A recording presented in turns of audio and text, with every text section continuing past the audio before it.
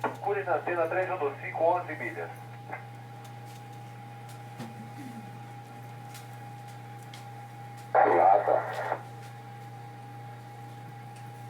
Certo. Alguém já reportou visual com esse tipo de tráfego? Já houve reporte de reportagem de objeto voador não identificado pelo controlador da Torre de São José dos Campos e pelo Bravo Mike Zulu.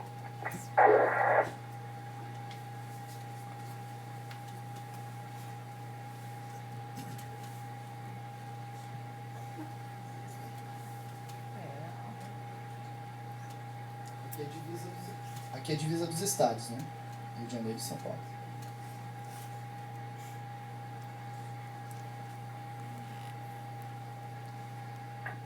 Antena 290, 29 milhas, tem um plot. Estou no tráfego aqui a minhas 10 horas, quase, tem o seu ponto aéreo.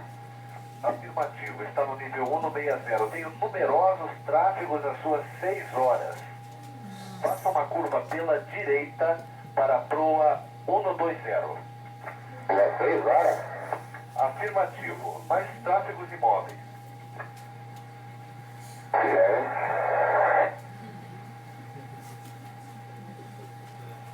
Estou checando a esquerda aqui, não estou vendo ninguém não.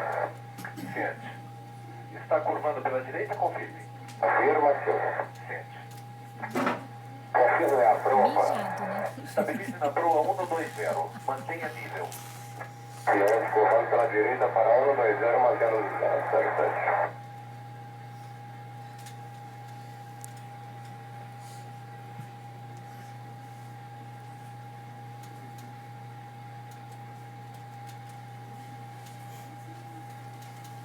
Esse piloto aqui pode ter visto alguma coisa.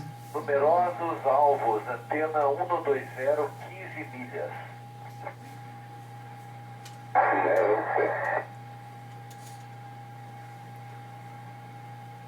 Pode dar um pause aí, por favor. Esses objetos aqui, eles ficaram ali por muito tempo.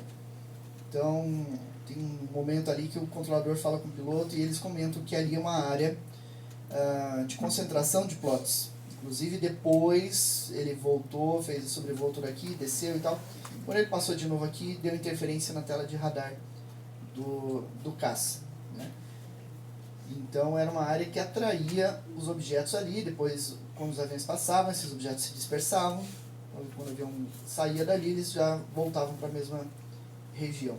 E tinha uma área dessas a oeste da base aérea de Anápolis também, com a mesma característica. Os objetos paravam lá, ficavam ali e saíam quando o avião passava e depois retornavam. Jackson, esses locais, você achou algo especial? Nada. Apenas, provavelmente algo natural ali do solo. Que área era aquela ali? Aqui é divisa do estado do Rio de Janeiro com São Paulo. São montanhas. É, região de Serra do Mar. E não tem residências, nada? Não, só não tem natureza. cidades ali. Mas não sabe dizer se é Bananal. Não, não sei. Aqui, se não me engano, aqui é região de Paraty, alguma coisa assim. Né? Você chegou aí nesse local? Não, ainda não. Mas passei algumas horas olhando ali, segurar via mais não. fotos. Olha, tá. Mas já vem, hein? Provavelmente ali é Serra do Bananal, Mendanha. Tem alguma coisa? Não, Mendanha não, é. Sol, alguma coisa assim. Pode tirar esse aqui, daí já vamos para os lados. Então, aí tem uma serra ali que tem um nome que não é Mendanha não, mas. Isso, para o próximo. Aqui temos o capitão Rodolfo. Ele decolou às 11h17 no FAB 4918.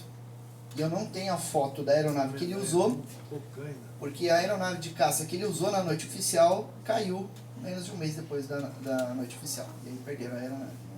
Então não encontro fotos dela. E o interessante é que esse piloto, ele perseguiu um objeto que tinha um comportamento, uma personalidade diferente daquela do capitão Viriato, que estava na mesma região.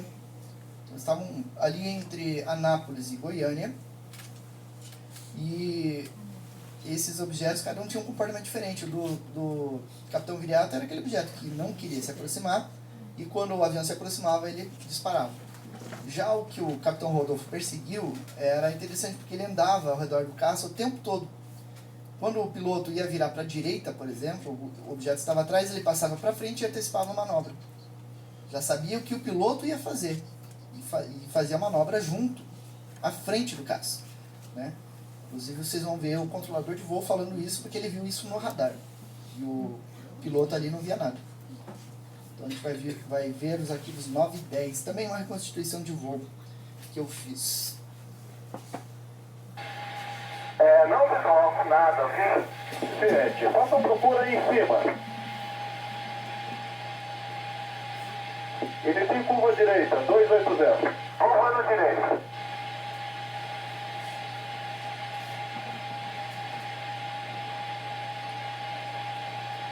Faça a procura em cima. Direita e em cima. Ok, esse plot está sendo de choro ou está sendo de taba? O plot está sendo de taba, todos os dois. E ela não tem condições de ver a velocidade? Velocidade de 100 a 150 nós. Ok. Chave na Pro 250.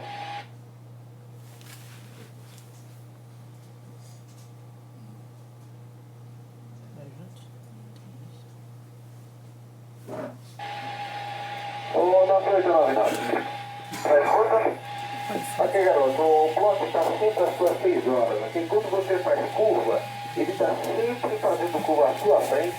Ele vem para cima de você, passa na sua vertical em cima e embaixo, nós não temos condições de detectar a altitude e fica na sua cauda o tempo todo. Quando você faz curva, ele some da posição e aparece sempre na sua frente.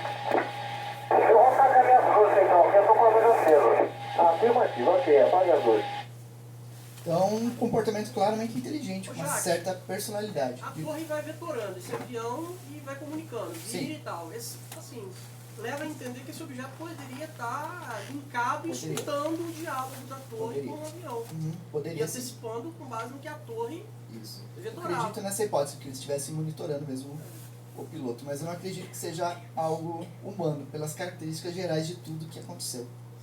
Pela própria manobra do Não objeto. necessariamente humano, mas Sim. indica que até Uhum.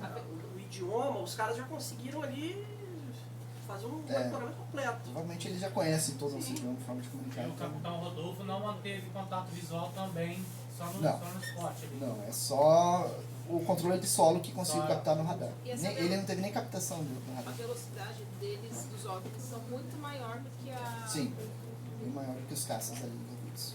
Os caças não atingem. Não. Quantas vezes maior você tem? Aquele do Capitão Viriato, o objeto chegou a Mach 15, algo entre 15 e 18 mil km por hora. E ainda hoje a gente não conseguiu chegar a 10 mil km por hora. Este é o Capitão Rosenberg, que decolou no Jaguar 107, prefixo FAB 4917. A gravação dele nunca foi liberada pela Força Aérea Brasileira. Eu acredito que eles tenham perdido a fita, ou a fita tenha sido danificada, por isso que não liberaram. Porque a missão dele não teve nada de extraordinário, né? Então, acho por isso que eles acabaram não liberando. E o avião que ele utilizava se acidentou 1 ano e meio depois da noite oficial, então a gente não tem fotografia também. Próximo. Então, fazendo um balanço, oficialmente, segundo a FAB, são 5 caças enviados, 2 F-5 aqui de Santa Cruz e 3 Mirage lá da base aérea de Anápolis. Pelo que eu apurei, podemos ter até 9 caças envolvidos, sendo 2 sobre o Rio de Janeiro por volta das 15 horas, 2 sobre São Paulo por volta das 21 horas e os 5 caças oficiais que a FAB mandou. Próximo. Aí tem aquele lance lá que eu contei pra vocês, que o caça parou na pista da base aérea de Santa Cruz, mas tem mais uma história estranha que eu ainda trato como boato, porque eu preciso de mais informações. Que seria de um dos pilotos envolvidos na perseguição teria pousado na base aérea de Campo Grande, Mato Grosso do Sul, desorientado e sem saber como chegou lá. A caça pousou e ele não sabia como que ele chegou ali. Estou tratando como boato ainda, quem sabe tem uma confirmação aí no futuro. Próximo. Este aqui é um piloto comercial que pilotava um avião cargueiro da Varig, semelhante a esse, que voava do Rio de Janeiro para São Paulo, e ele viu um OVNI voando a Mach 15. Ele estava falando com o centro de controle, o controle perguntando se ele estava vendo alguma coisa. De repente piscou a luz e aquele troço manobrando perto do avião, chegando numa velocidade calculada de Mach 5. E além dele tem vários outros que eu encontrei, só que os outros não desejam falar, porque ainda estão na aviação comercial e tem medo de arriscar a carreira deles e tudo. Próximo. E aí o mapa principal das ocorrências. Tá? Tivemos até lá na Bahia alguns avistamentos. Aqui é o norte de Goiás. Lá na região de Curitiba, encontrei recentemente relatos de pessoas ali no centro da cidade que viram essas luzes naquela noite. Relatos em Santa Catarina, Rio Grande do Sul. E 2 OVNIs na região central do Uruguai, parando sobre uma hidrelétrica, captados por radares. E a Força Aérea do Uruguai mandou 2 caças perseguir esses objetos que estavam aqui, no mesmo horário em que os nossos caças perseguiam objetos nesta região. Qual é o Então, período já? oi? Período. Essas aparições todas foram de que dia a que dia, de que hora que hora? Isso aqui só em 19 de maio de 86. 24 horas, em um dia. Isso. E isso, informações que eu consegui, né? Porque, veja, tem um monte de aparições aqui. Então, se tiver uma cidade aqui, por exemplo, provavelmente alguém ali viu. Só que o relato não chegou até a gente. Então, eu acredito que seja muito mais pontos de avistamento. Aquele lá da Bahia, com certeza, é Chapada Diamantina, naquela região. Tem, aqui é a Chapada Diamantina. Ali com certeza. Talvez nos registros do nosso Valdo Regis tenha Sim. algum caso naquele período. Talvez não, eu tenho certeza que ele vai ter. Certeza. Até mais de um. Ali, tudo teve. Hã? Pode ter até mais de Tem um. mais de um, com certeza. E aí um detalhe interessante aqui, que os caças perseguiram OVNIs lá no mesmo horário que aqui do Brasil. Os objetos aqui eram idênticos ao que era relatado aqui. Só que tem um detalhe, aqui entra uma informação que eu estou tentando confirmar. Não sei se vocês já ouviram falar no meio ufológico, às vezes a gente consegue uma informação, só que às vezes acontece, eu não sei se já aconteceu contigo, Arthur, de a gente encontrar uma informação e depois você não consegue identificar a origem daquela informação. Parece que ela se perde ou é apagada de algum modo. Eu fiquei sabendo, e eu não lembro como eu consegui essa informação, de que um desses objetos acelerou, atravessou a Argentina e chegou no Chile. E aí o pessoal da Força Aérea do Chile questionou a Argentina: o que é esse objeto que está vindo aí de vocês para cá, sem autorização, sem plano de voo, sem responder a gente? E aí o pessoal da Argentina falou: não sei, esse negócio veio lá do Uruguai, atravessou aqui e a gente não sabe o que é. Então, eu não consigo achar a fonte da informação. Como que eu fiquei sabendo disso? Foi há vários anos atrás. E se alguma coisa sobrevoou aqui e chegou no Chile, então, quem sabe temos documentos oficiais desses países com incidentes na noite oficial. E talvez até Paraguai esteja envolvido nessas observações. Então não seria a noite oficial dos OVNIs no Brasil. Seria a noite oficial dos OVNIs na América Latina, quem sabe. Um dia a gente espera confirmar isso também. O que você acha que esses pontos têm como bases militares, coisa tecnológica ou foi aleatório? Aqui no Uruguai estava sobre uma hidrelétrica, os 2 objetos, pairando lá. Inclusive teve queda de energia ali na região. Mas como aconteceu em algumas regiões ali. E a maioria dessas aparições aqui se concentrou em polo tecnológico, centro de defesa, controle de tráfego aéreo, e fora aqueles pontos de concentração, que era algo natural que a gente ainda tem que identificar. Mas daqui a pouquinho a gente vai falar sobre algumas hipóteses, a gente vai voltar nesse ponto. E aí tudo isso aconteceu na manhã do dia 20 de maio. O sargento Sérgio Mota saiu do serviço dele, ele sempre terminava o trabalho às 6 e ia para casa, descansar. Mas naquele dia, o chefe dele, o tenente Domingos, falou: fica na base, você vai fazer o relatório desse incidente. E aí ele ficou até as 11 horas. Deu umas 10 horas da manhã, a imprensa invadiu o escritório onde estava ele e o Tenente Domingos. Ele estava datilografando o relatório, o Tenente Domingos ali, e eles foram direto no Tenente Domingos e falaram: ó, nós queremos o nome do controlador de voo que estava na torre de controle aí, que apareceu nos negócios, a gente quer conversar com ele e saber o que é. A gente quer colher o depoimento dele. O Domingos só olhou pro Sérgio Mota, trocaram olhares, e ele continuou escrevendo, e ele falou assim para a imprensa, o Domingos: olha, eu não tenho autorização para dizer quem é e onde está o controlador de voo que estava na torre de serviço naquela noite. E o cara datilografando o relatório ali. E esse relatório, ele ficou das 6 às 11 datilografando. E é um relatório que nunca saiu, nunca foi divulgado. Então, com base nisso, a gente pode dizer que nem todos os documentos da noite oficial foram liberados. Tanto é que 3 telas de radares foram gravadas na noite oficial e também nunca foram liberadas. Isso consta nos documentos lá da Força Aérea. E aí, dia 21 de maio, o brigadeiro Moreira Lima convocou a imprensa e admitiu, confirmou que os fatos tinham acontecido. Por que ele fez isso? Como todo mundo já estava sabendo, né, não adiantaria eles negar. Muita gente viu. Então era muito melhor ele admitir que alguma coisa aconteceu do que ficar mentindo, dizendo que nada aconteceu. Iria estragar a imagem das Forças Armadas, justamente porque o período militar tinha acabado ali. Eles não queriam passar por mentirosos. Né? Então acabaram convocando a imprensa no dia 21 de maio e falaram: daqui a 2 dias nós vamos fazer uma coletiva de imprensa e colocar os pilotos, né, à disposição da imprensa. E aí, no dia 23, eles fizeram a coletiva, aqueles vídeos que a gente já viu do Fantástico. E nessa coletiva, o Major Cerqueira, que é esse aqui que ficava falando dos palavrões lá na ordem de decolagem dos caças, tem o Tenente Hugo, que está aqui no cantinho, esse cara aqui. Eles davam entrevistas para a imprensa fazia uma pergunta e eles paravam, pensavam e aí respondiam. Você via na cara deles o medo de falar alguma besteira.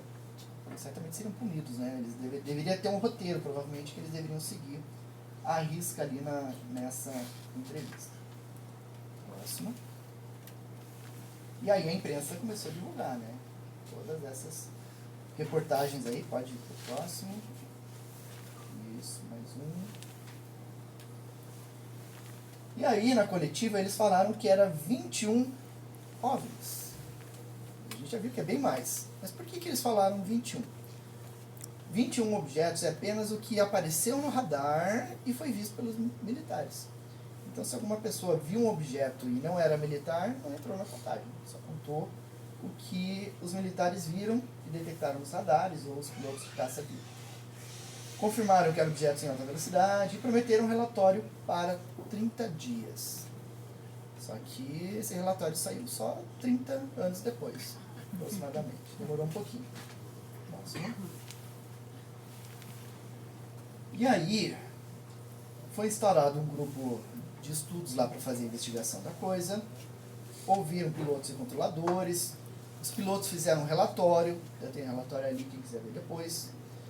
Pegaram as gravações, aquelas gravações em áudio que a gente viu, telas de radares, analisaram tudo isso. Só que tem umas informações extraoficiais, não confirmadas, né? Pode ser boato, pode ser verdadeiro ou não, dizendo que essas gravações, quando recolheram, colocaram já sob vigilância na base aérea de Anápolis, reuniram o pessoal da FAB e do Exército, o pessoal que dava aula lá no Instituto Militar de Engenharia, todo esse povo da elite das Forças Armadas para fazer análise desse material. Inclusive do ITA e tudo. E aí, como eles estavam dando aula nessas instituições, eles deram uma desculpa para os alunos. Eles estão com doença, desculpas esfarrapadas. Né? E aí, como eles não estavam voltando, os alunos começaram a questionar: cadê o professor tal?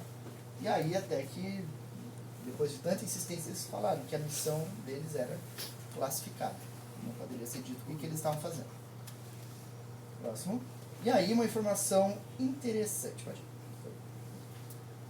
Que militares dos Estados Unidos teriam vindo ao Brasil para ajudar na investigação.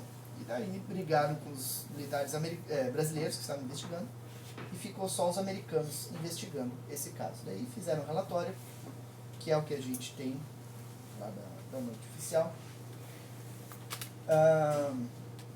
Teriam feito adulterações nas gravações. Inclusive eu perguntei isso pro Sérgio Mota, se as fitas haviam sido adulteradas. E ele falou, cara, tem de tudo lá. Tem trecho danificado, tem trecho censurado, trecho cortado. E por isso que a gente só tem 3 horas de gravações da torre, né? Em 12 horas de ocorrência só tem 3 horas de gravação.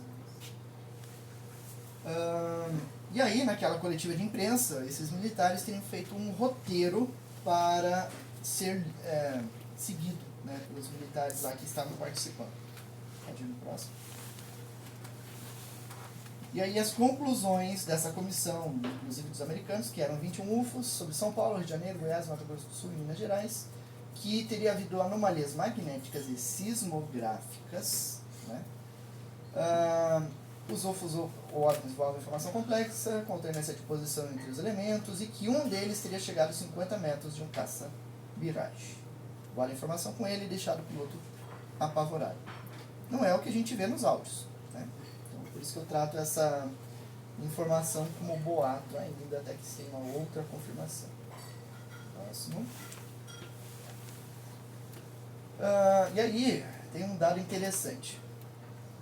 A maioria das fontes falam que na noite oficial foram feitas essas fotografias. Inclusive eu já falei isso há tempos atrás, mas eu consegui entrevistar a repórter que estava lá no momento que as fotos foram feitas. Ela falou, essas fotos foram feitas no dia 21 de maio, 2 dias depois. Foi feita na noite oficial, como se divulgou depois. E aí publicaram no jornal Vale Paraibano, aqui a gente vê a publicação e tudo. E daí esse cidadão, que se disse cientista da NASA, foi até São José dos Campos, foi até o jornal, e pediu os negativos dessas fotos, que seriam de OVNIs aparecendo sobre a região de São José 2 dias depois. E aí eles entregaram os negativos para o cara analisar, porque o cara ia devolver. O cara levou, analisou, não divulgou o relatório e não devolveu os negativos até hoje. Inclusive, vários ufólogos brasileiros já questionaram. Cadê os negativos? Cadê as fotos? E ele desconversa. Segundo ele, não tinha nada de relevante na investigação que ele fez. Tinha que entregar os negativos, né, dele, né? Pois é. Agora, idiota foi quem entregou os negativos originais, né? É. Uma cópia, Ele chegou direto no dono do jornal e o dono entregou. Pois é. Uma outra informação interessante. Existem informações de que militares da Força Aérea teriam filmado manobras dos OVNIs na noite oficial. E que essa gravação existiria ainda. Então a gente veria esses objetos bailando lá no céu, né? Até hoje não foi liberado, se é que existe. Aqui nós vemos 2 páginas de documentos do governo dos Estados Unidos, falando sobre a noite oficial. Então, você tem a descrição, aqui é toda a descrição dos eventos da noite oficial e aqui alguns trechos censurados. Até onde eu pude apurar, o texto que está aqui é o mesmo que tem aqui. Tá? Então, uma censura meio inútil, né? E muitas pessoas supuseram que esses documentos teriam se originado a partir de espiões ou aquela comissão que teria participado da investigação. Mas aqui no alto tem a origem dessa informação. Existe um escritório do governo americano que funciona nas embaixadas coletando informações. E aí tem a sigla do escritório aqui, o que identifica a origem dessa informação. Próximo. E aqui a documentação brasileira, tá? Eu tenho os documentos lá para quem quiser ver depois. Pode ir no próximo. E aí, lá no final do documento, eles falam sobre as características. Tinha alguns momentos que o objeto parava, acelerava e tudo, modo brusco. Pode ir no próximo. Mas a conclusão mais interessante é essa aqui, ó. Como conclusão dos fatos constantes observados em quase todas as apresentações, este comando é de parecer que os fenômenos são sólidos e refletem, de certa forma, inteligência, pela capacidade de acompanhar e manter a distância dos observadores, como também voar em formação, mas não forçosamente tripulados. Ou seja, eles acreditam que havia inteligência, mas que era um objeto que não era tripulado. E aquele objeto de 1.500 metros? Para quê? Se não é tripulado. Aquele outro lá, os outros de 100 metros de diâmetro que foram vistos também. Olha que o tamanho daquele, se não é tripular. Então meio estranho. Próximo. Muito bem, agora as causas do fenômeno. O que poderia causar isso? Segundo os céticos, isso foi causado por restos do cometa Halley. Ou seja, chuva de meteoros.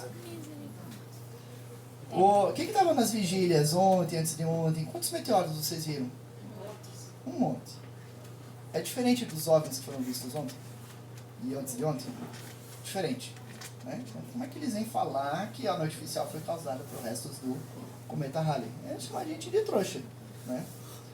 Muito ridículo. Eu vi um astrônomo falando que o que foi visto era a estrela Arcturus. Os pilotos haviam confundido. Teve outro que falou que era reflexo da Lua no painel do caça. Poxa. Agora a estrela Arcturus é captada no radar, gente. Né? Radar captando estrela. E eu vejo gente falando que a noite oficial foi causada por tecnologia americana, através dos aviões SR-71. Tem um geofísico famosinho da internet que faz umas sacanagens. Né? Ele sacaneia a ufologia. Fala umas besteiras dizendo que são sprites. A gente vai ver isso daqui a pouquinho. Eu queria debater com esse cidadão, porque eu ia deixar ele no chinelo. Eu que não sou físico, eu sei como se comporta esse fenômeno. E ele que é geofísico não sabe. E aí sobra então fenômenos eletromagnéticos, que é o que o cara fala lá, e inteligências alienígenas, que é o que o fenômeno indica que é. Né? Vamos lá no próximo, vamos ver essas explicações. Esse é o SR-71. Foram construídos, no total, 31 unidades. Vocês viram todos aqueles pontos de aparição de OVNIs naquela noite. Será que 31 SR-71 dariam conta de produzir aquele fenômeno? Com certeza não, até porque 12 desses aviões se acidentaram.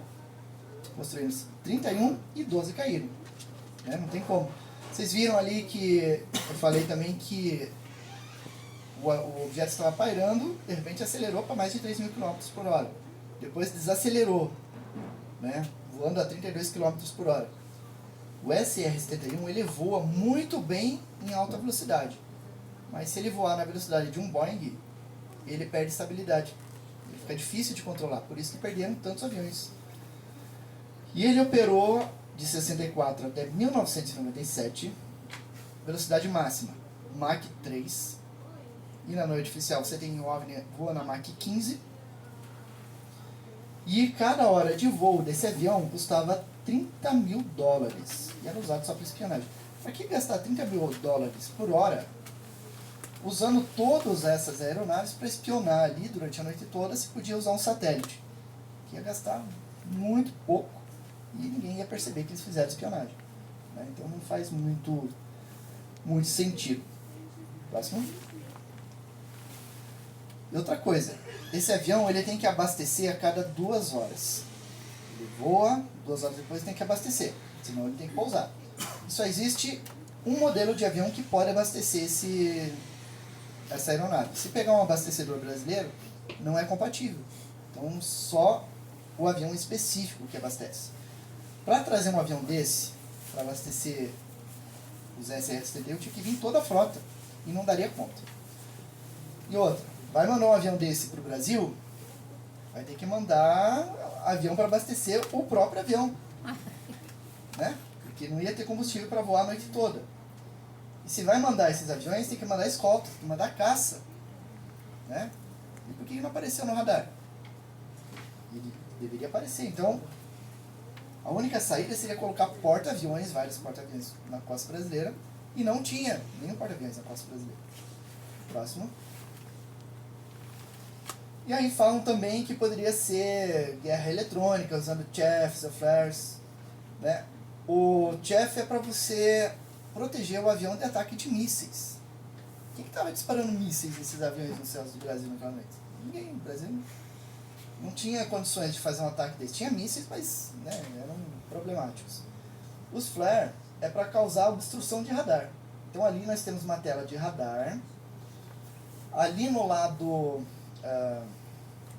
esquerdo, aqui, é uma área com efeito de flares. No lado direito é uma área sem efeito, onde não foi jogado flare. Um operador de radar bem treinado, que conheça bem o equipamento, ele consegue filtrar isso aqui, ele consegue identificar e filtrar. E ele reduz o ruído. Né? E aqui no Brasil, a gente tem uns militares extremamente gabaritados, que saberiam fazer esse filtro. Tá? Então, essa história de que foi guerra eletrônica, não tem como, não dá para engolir uma desculpa dessa. Guerra eletrônica, chefs, flares, eles deixam muito detrito, né? Esses pedaços de malha, de fibra de vidro e tudo, e outros elementos metálicos que eles soltam, né? Você poderia encontrar no solo, e não foi encontrado nada. Né? Próximo. E aí nós chegamos então, aqui o título está errado, mas aqui a gente está vendo um sprite, que é aquele cara que adora sacanear a ufologia, que eu não vou citar quem é, diz que foi o causador da noite oficial. Tem um vídeo que ele fala assim, vou dar um spoiler da noite oficial, foi sprites, né? Então aí é esse fenômeno que a gente chama de sprite, ele vai ficar na cor vermelha, ou azul, ou verde, no máximo, tá? Mas o mais comum é vermelho e azul. Ele dura 16 milissegundos. 16 milissegundos, é menos de um segundo. E vai ocorrer entre 50 e 90 quilômetros de altitude. Para ocorrer tem que ter nuvem de tempestade embaixo, senão ele não ocorre. E na noite oficial, todo mundo diz, aquela noite estava extremamente limpa, não havia uma nuvem no céu, não havia nada, só o céu limpo. Tem o Capitão Jordão, ele fala numa das entrevistas, aquela noite foi a noite mais límpida que eu voei, a mais clara, mais completamente cavoca, você via tudo. Então como é que o cara vem dizer que é um sprite? Não dá pra você ter. 10 minutos? Próximo. Aqui, ó. Então você tem a nuvem de tempestade e os efeitos na parte superior. Próximo. Algumas curiosidades. O avião Xingu, que o coronel Osiris voava, eles mudaram a pintura e mudaram o prefixo da aeronave e ela começou a voar como PT-FEG, logo após a noite oficial. Não sei por que fizeram isso, não é comum fazer isso, mas fizeram. E ela voou até 2019, quando caiu na região de Campinas, felizmente ninguém morreu. Os dois F-5 da FAB continuam em uso, estão voando até hoje, e o Mirage do Capitão Viriato, está lá no museu na base dos Afonsos. Do Capitão Rodolfo caiu em 27 de junho de 86, um pouquinho mais de um mês depois da noite oficial, e o do Capitão Rosenberg caiu no ano seguinte. Próximo. E aí a gente conclui. Esse caso tem milhares de testemunhas, e eu continuo descobrindo testemunhas a todo momento. Testemunhas com vários níveis de formação, civis, militares, nas mais diversas religiões, nas mais diversas regiões do Brasil. Captados por radar, o que indica que eram objetos sólidos, de tamanho variável. Objeto com 30 metros até aquele de 1.500 metros. Com comportamento inteligente, voando até Mach 15, voando em zigue-zague. Você pega o SR-31 e manda ele fazer uma curva, né? Decola de São Paulo, vai indo em direção a Londrina e no meio do caminho manda ele virar para Brasília. Ele vai começar a curva em São Paulo e vai terminar lá em Goiás. Ele vai fazer uma curva muito aberta. Quanto mais rápido ele é, mais aberta é a curva. Só que esses objetos da noite oficial era curva fechada, ele ficava indo lá e desafia a lei da física. Né?